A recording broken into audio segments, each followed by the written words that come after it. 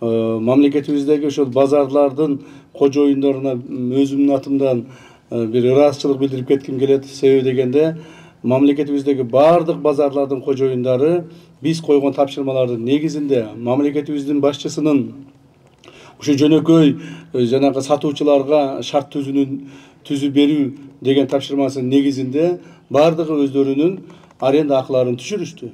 20-30%, 50-60%ке чейин түшүрүштү. Анын үчүн аларга биз ыраазычылык билдиребиз. Мындан ары эми ошол базарлардын ичиндеги, тегерегиндеги тартиптерден отуш керек. Ал жерлерде шарттарды түзүш керек, инфраструктураларды түзүш керек.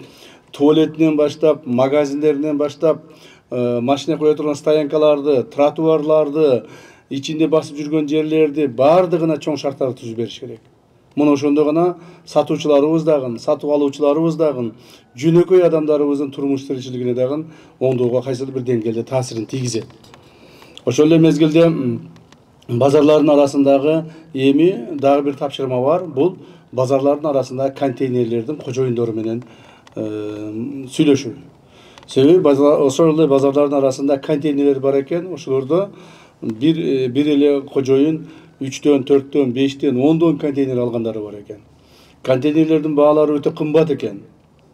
Контейнерлер 50-60 миң доллардан баштап 100-150 миң доллар, 200 миң долларга чейин турган контейнерлер бар экен.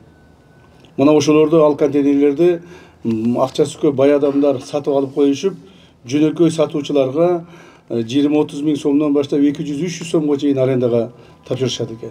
Кээ бирлери 1 жыл алдын, 1,5 жыл алдын акчаларын баарын топтоп алып коет экен. Анын ичинде 1 жылдын ичинде ал арендага алган адам пайда табабы, таппайбы, аны менен эч кимдин жумушу жок. Мына ушул маселелерди чечишибиз керек. Ошондо жөнөкөй адамдарга толук шарттар түзүлөт. Ушул маселеге да көп көңүл бурушубуз керек.